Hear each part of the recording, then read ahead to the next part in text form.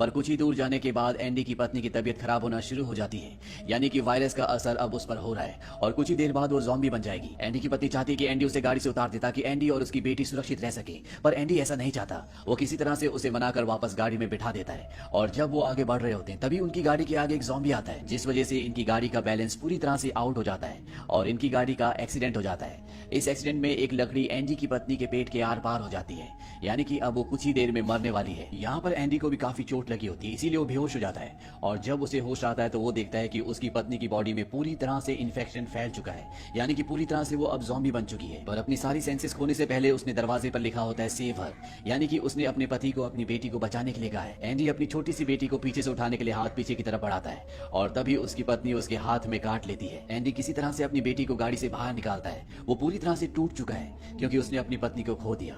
साथ ही साथ 48 घंटों में इस वायरस का असर उसकी बॉडी में पूरी तरह से फैल जाएगा। उसे नहीं पता कि उसके बाद उसकी बेटी का ध्यान कौन रखेगा। एंडी अपनी घड़ी में 48 घंटों का अलार्म सेट कर लेता है। तभी वो देखता है कि वहां पर वही आदमी है जो उनकी गाड़ी के आगे आ गया था और जब एंडी उसके पास जाता है तो वो देखता है कि वो पूरी तरह से वायरस से इन्फेक्टेड है। वो एक लकड़ी उठा लेता है। तभी वहां पर एक लड़की आती है जिसका नाम थूमी होता है। ये एक एब्रिजिनल लड़की है, यानी कि ये ऑस्ट्रेलिया के आदिवासियों में से एक है।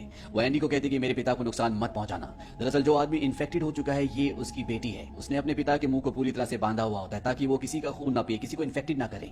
वो लड़की अपने हाथ को काटती है और जब उसका रक्त निकलता है तो वो उसे एक पेड़ पर लगाती है। ये देखने के बाद उस लड़की के पिता जो इन्फेक्टेड है वो पेड़ पर जाकर उसे चाटना शुरू कर देते हैं और इस तरह से वो अपने पिता को डायरेक्शन देती है। जहां वो चाहती है उसके पिता उसी तरफ जाते हैं। एंडी भी अपनी बेटी को लेकर यहाँ से निकल जाता है और जब वो रास्ते में आगे जा रहा होता है तभी वहां पर एक स्ट्रीट लाइट जलती है।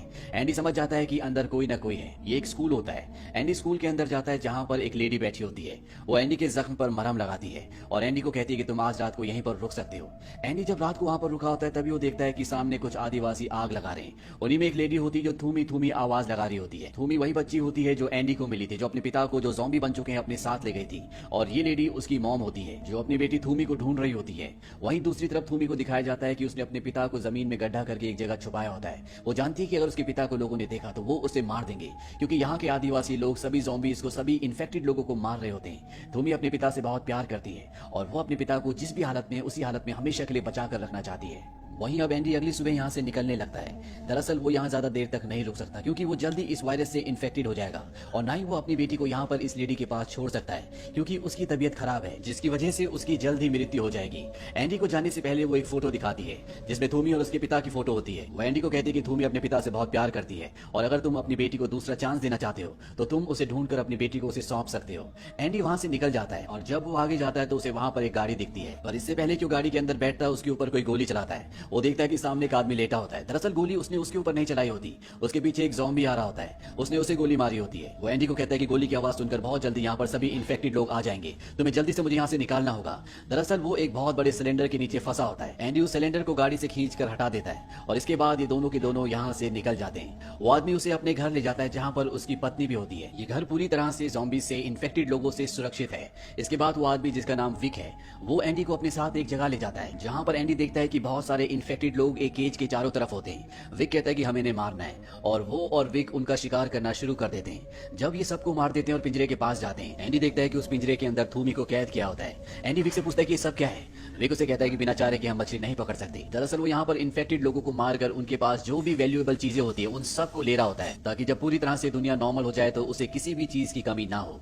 हालांकि एंडी को देखकर बहुत बुरा लगता है, पर विक उसे कहता है कि तुम्हें इस लड़की के बारे में ना सोचकर अपनी बेटी के बारे में सोचना चाहिए। यहाँ पर विक ने एक और बूढ़े आदिवासी को पिंजरे में कैद किया होता है। इसके बाद ये दोनों के दोनों घर वापस आ जाते हैं। रात को एंडी अपनी बेटी को पालने में छोड़कर घर से बाहर निकल जाता है क्योंकि वो अपनी जान देना चाहता है। तभी वहाँ पर विक की वाइफ भी आ जाती है। वो कहती है ऐसा मत करना, तुम्हें लगता है कि तुम्हारी बेटी यहाँ पर सुरक्षित है, लेकिन ऐसा नहीं है। विक मेरा पति नहीं है, बल्कि उसने मेरे पति को मारा था। अगर तुम अपनी बेटी को सुरक्षित रखना चाहते हो तो तुम्हें हमें यहाँ से कहीं और लेकर जाना होगा। मैं जानती हूँ कि तुम इन्फेक्टेड हो, तुम्हारे पास कितने घंटे हैं? एंडी बताता है कि मेरे पास 20 घंटे हैं। वो ये भी कहता है कि मैंने नदी के किनारे एक फैमिली को देखा था, मैं तुम्हें वहां पर लेकर चलता हूँ। लेकिन इससे पहले कि वो इन्हें यहाँ से लेकर जाता, यहाँ पर विक आ जाता है और वो एंडी को उसी केज के अंदर, जिस केज के अंदर उसने थॉमी को बंद किया है, वहां पर बंद कर देता है। हालांकि थॉमी एंडी से पहले डर रही होती है और एंडी उसे विश्वास दिलाता है कि उसे डरने की जरूरत नहीं है, वो उसे नुकसान नहीं पहुंचाएगा। दरअसल वो डर इसलिए भी रही होती है क्योंकि एक दिन पहले वो विक के साथ था जिसने थॉमी को यहाँ पर बंद किया है। अब इन्हें यहाँ से किसी भी तरीके से निकलना होगा, इसीलिए एंडी चेन के साथ मास्क का एक टुकड़ा बांधता है और चेन का दूसरा सिरा केज के यानी कि पिंजरे के दरवाजे के ऊपर बांध देता है। वो मास्क के टुकड़े को दूर फेंक देता है। वहां पर जितने भी इन्फेक्टेड लोग होते हैं वो सब के सब उस मास्क के टुकड़े पर झपटते हैं। वो चेन को खींचना शुरू करते हैं जिस वजह से दरवाजा खुल जाता है और थॉम्बी और एंडी यहाँ से भागकर सीधा उस जगह पहुंच जाते हैं जहां पर एंडी की बेटी है, यानी कि विक के घर पर। वो लॉरेन को, जिसे विक अपनी पत्नी कहता है, और अपनी बेटी को वहां से लेकर बाहर निकल जाता है। लेकिन तब तक विक की नींद खुल जाती है और इससे पहले कि वो एंडी को गोली मारता, लॉरेन विक और थॉम्बी के आगे आ जाती है, जिससे उसे गोली लग जाती है। उसकी मृत्यु हो जाती है। एंडी अपनी बेटी और थॉम्बी के साथ यहाँ से भागने में कामयाब हो जाता है। हालांकि विक उनका पीछा भी करता है, लेकिन वो तीनों की तीनों कहीं छुप जाते हैं। इसीलिए विक को निराश होकर वापस लौटना पड़ता है। अगली सुबह थॉम्बी उस पेड़ के पास जाती है जहाँ पर उसने अपने पिता को छोड़ा था। वहाँ वो देखती है कि उसके पिता पेड़ के ऊपर लकड़ी के चारों तरफ फंसे हुए हैं। उनकी मृत्यु हो चुकी है। अपने पिता की मृत्यु से थॉम्बी पूरी तरह से टूट जाती है। उसे बहुत दुख होता है। हालांकि एंडी उसे समझाने की भी कोशिश करता है कि तुम्हारे पिता तो पहले मर चुके थे, पर वो उनकी कोई बात नहीं सुनना चाहती। एंडी उसको अपने साथ नदी किनारे ले जाना चाहता है जहाँ पर उसने फैमिली को देखा था, पर थॉम्बी उसके साथ आने से मना कर देती है। एंडी अपनी बेटी को लेकर अकेला ही निकल जाता है और जब वो अपनी घड़ी का टाइमर देखता है तो वो देखता है कि उसके पास मात्र 9 घंटे बचे हैं। 9 घंटे में उसे नदी किनारे उस फैमिली तक पहुंचना पड़ेगा। पर तभी उसे दौरा पड़ना शुरू हो जाता है। वो बेहोश हो जाता है और जब उसे कुछ देर बाद होश आता है तो वो देखता है कि उसकी बेटी वहां पर नहीं होती, बल्कि थॉम्बी ने उसे अपनी गोद में उठा लिया होता है। थॉम्बी भी उसकी बेटी की रक्षा करना चाहती है, इसीलिए वो उसके साथ उस सफर पर यानी कि नदी किनारे निकल पड़ती है। थॉम्बी एंडी को जल्दी नदी किनारे तक पहुंचा देती है क्योंकि वो इस जंगल के सभी रास्तों से वाकिफ है। एंडी उस जगह जाता है जहां पर उसने उस परिवार को देखा था और वो देखता है कि उस परिवार का जो मुखिया होता है, जो आदमी होता है, उसकी गर्दन पर ज़ॉम्बी ने यानी कि इन्फेक्टेड आदमी ने काटा होता है और जल्दी वो भी इन्फेक्टेड होने वाला है। वो एंडी को गन दिखाता है। वो कहता है कि इसमें 6 गोलियां हैं, 4 मेरे परिवार के लिए। अगर तुम चाहो तो तुम भी अपने आप और अपनी बेटी को खत्म कर सकते हो। एंडी उसे ऐसे करने से मना करता है। वो कहता है कि मैं अपने परिवार को ऐसी जगह नहीं छोड़ सकता जहां पर कोई भी सुरक्षित नहीं है। मैं उन्हें ऐसी जिंदगी नहीं देना चाहता। एंडी अपनी बेटी को लेकर आगे निकलने लगता है। तभी उसे एक के बाद एक 3 गोलियों की आवाज सुनाई देती है, यानी कि उस आदमी ने अपने परिवार को मार दिया और इसके बाद वो अपने आप को भी मार देता है। एंडी उसकी गन उठा लेता है जिसमें अभी भी 2 गोलियां हैं। उसे कुछ भी समझ नहीं आ रहा होता कि उसे क्या करना चाहिए। वहीं थॉम्बी को दिखाया जाता है जो इसी परिवार जिसने अपने आप को खत्म कर लिया उनके टेंट के अंदर होती है। और जब वो एंडी का बैग देखती है तो उसके अंदर उसे वही फोटो मिलती है जो एंडी को उस औरत ने दी थी, जो उसे सबसे पहले मिली थी, जो बीमार थी। और ये फोटो थॉम्बी की और उसके पिता की, उसके परिवार की होती है। ये फोटो देखने के बाद उसका एंडी के ऊपर विश्वास और भी ज्यादा बढ़ जाता है। वो एंडी के पास आती है और कहती है कि मैं अपने घर अपने लोगों के पास वापस जाना चाहती हूँ, क्या तुम भी मेरे साथ आना चाहोगी?